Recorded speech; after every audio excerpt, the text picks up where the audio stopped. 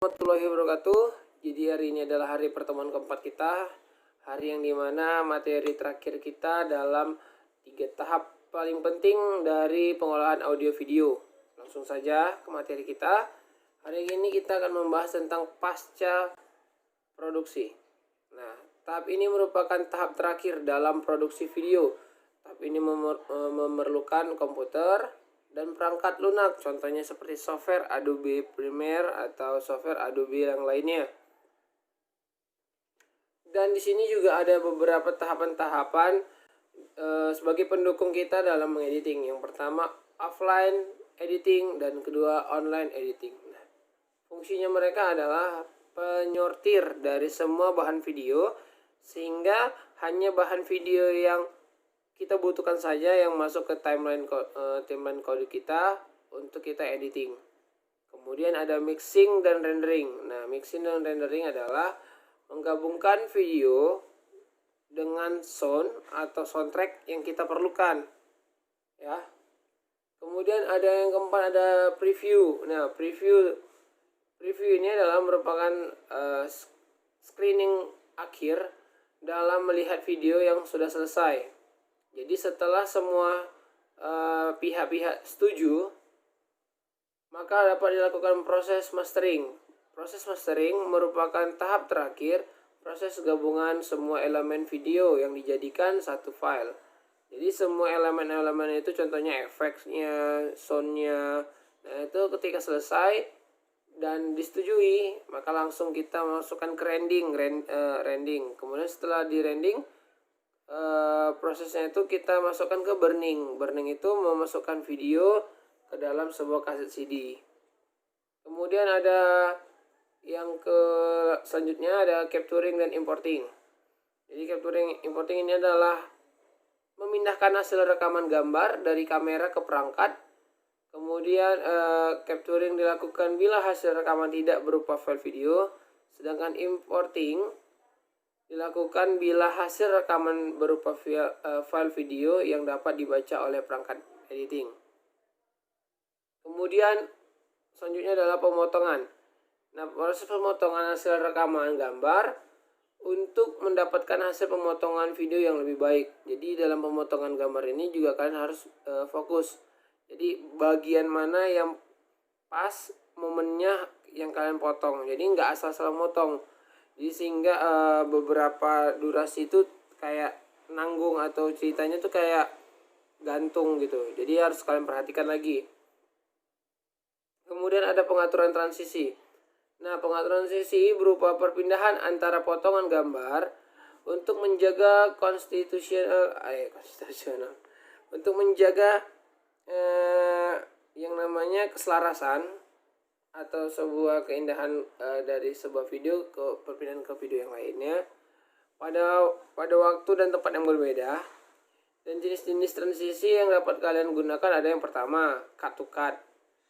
Cut to cut berfungsi sebagai perpindahan antara transisi dari gambar satu atau adegan satu ke adegan yang lainnya secara langsung. Jadi potong langsung pindah lagi. Gak ada tuh yang namanya kayak smooth baru pindah, gak ada. Nah, itu langsung potong pindah. Kemudian ada dissolve nggak salah. Dissolve gitulah. Kemudian ada juga itu fungsinya untuk sebagai jembatan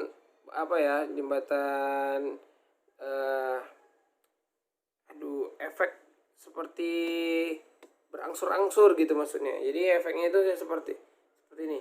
Ketika videonya adegan pertama sudah, kemudian masuk ke video yang lainnya, tapi secara berangsur-angsur rapi dia. Gitu. Kemudian ada wipe berfungsi sebagai transisi yang menggantikan gambar dengan gambar berikutnya. Jadi bentuknya itu seperti petimpahan gini. Jadi ada adegan satu, masuk adegan kedua, sebelum selesai ini langsung ada gambarnya lagi. Nah gitu. Kemudian ada fade sama fading. Fade sama fading ini berfungsi sebagai transisi yang menggantikan gambar dari gelap perlahan-lahan menjadi nampak gambarnya. Sementara fade out Tadi fade in ya, fade in. Kemudian kalau fade out itu seperti ini. Gambar berubah secara berangsur-angsur menjadi gelap. Nah, jadi kalau fade in ini yang dari gelap gambarnya kayak opening. Biasanya opening itu dari gelap ke terang atau ke gambarnya. Kemudian kalau untuk closingan itu cocok nih dari gambar asli terang kemudian ke gelap. Nah, itu. Kemudian ada juga transisi yang pemanduan suara. Jadi transisi ini adalah proses pemaduan suara latar belakang dari track audio dengan gambar yang sudah tersusun dengan baik. Kemudian kita masuk ke tahapan selanjutnya adalah rendering. Rendering merupakan proses tahapan terakhir dalam menyatukan hasil video menjadi satu file. Jadi tahap yang dimana tahap proses editing yang terakhir adalah namanya rendering. Jadi jangan salah lagi kalian. Ada yang bilang export. Aduh, beda ya. Kemudian ada yang selanjutnya adalah distribusi. Setelah semua tahap sudah selesai dan semua hasilnya cocok, maka proses ini melibatkan bagaimana cara mempromosikan sebuah video atau film dengan cara online atau offline. Kru mengadakan suatu kegiatan promosi yang berisi tentang perilisan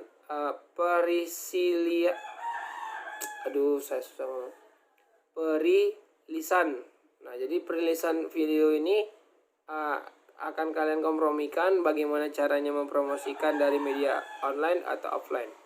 Kemudian yang terakhir adalah pengiklanan. Nah, periklanan ini dapat dilakukan dengan menggunakan jalur online atau offline.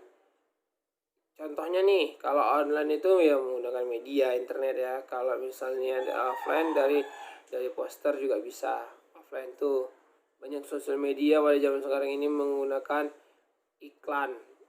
Jadi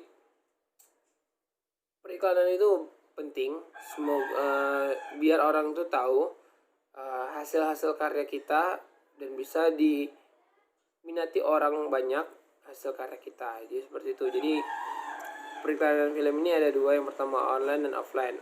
Online untuk dari media sosmed, media digital. Kemudian satu kalau dari offline itu bisa dari spanduk, poster, dan banner. Jadi ini adalah tahapan-tahapan terakhir dari tahapan produksi. Saya rasa kalian dapat memahami beberapa materi-materi yang telah saya sampaikan, dan saya harap pun semuanya dikuasai. Jadi kalau ada yang belum menguasai materinya, diulang lagi dari video pertama sampai dengan video pertemuan keempat. Seperti biasa ada tugas dari saya. Tugasnya ini seperti ungkapan atau ya dibilang tanggapan dari kalian. Yang pertama adalah mengapa kita perlu memahami tahap pasca produksi. Itu yang pertama. Yang kedua, hal apa yang pertama kali kalian persiapkan di tahap pasca produksi. Jadi hanya ada 2 soal, itu saja. Saya rasa sampai di sini saja pertemuan kita.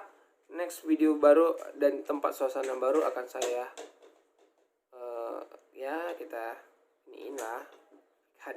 Jadi mungkin sampai sini saja. Assalamualaikum warahmatullahi wabarakatuh.